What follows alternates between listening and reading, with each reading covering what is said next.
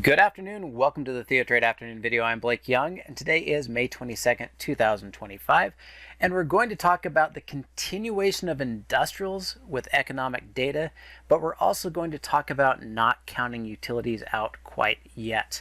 So to start with, let's look at industrials. Industrials, as you can see, have broke through the monkey bar, said to go ahead and be bullish. We pulled back to retest the 0% at 140 as support.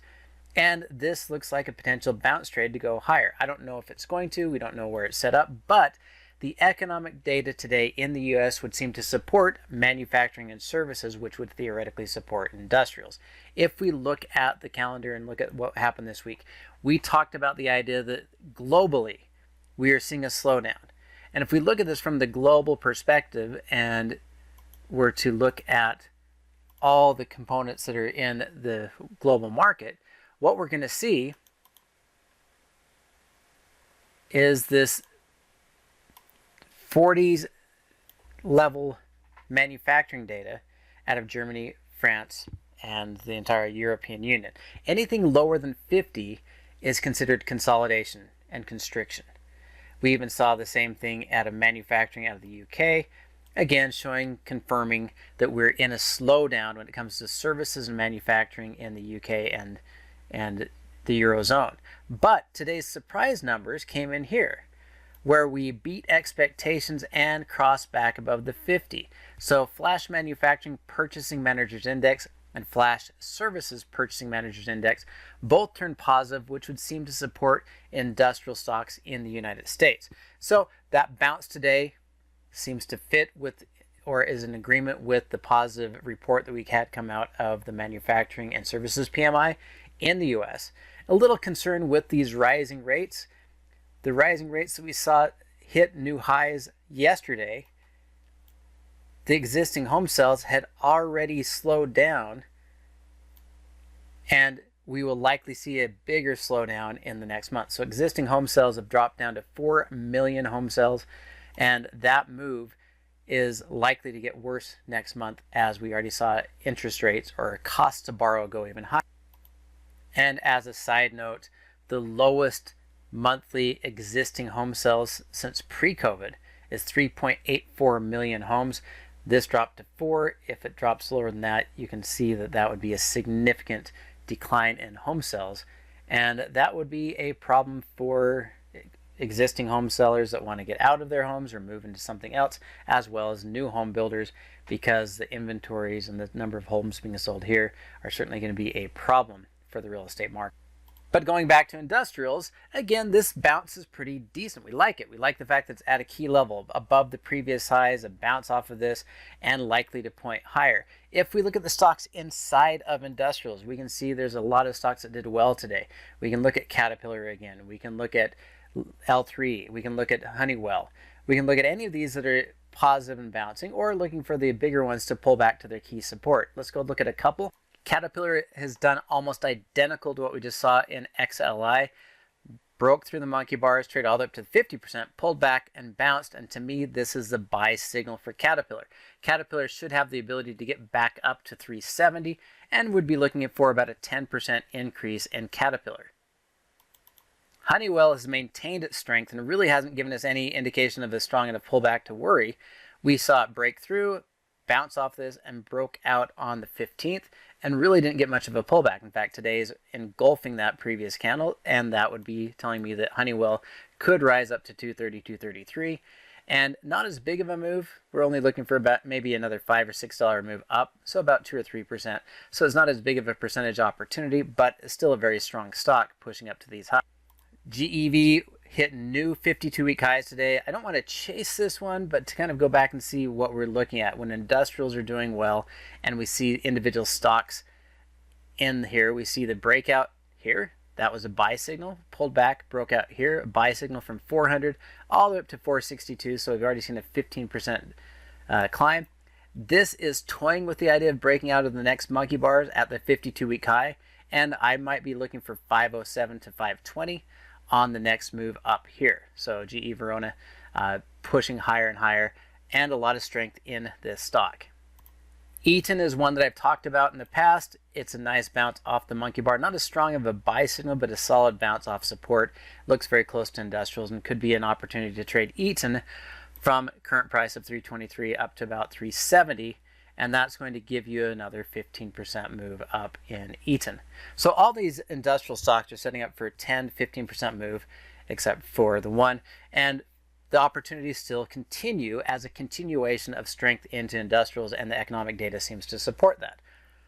But one of the areas that we've seen a major sell-off is utilities. And utilities we don't want to write off yet. If we look at utilities really quickly, you can see we reversed out of the monkey bars, we dropped down, we found fair price, and it was down a lot more. Notice we put these long shadows and recovered, long shadows and recovered, long shadows and recovered, and all those times we put the long lower shadows and recovered, we went up.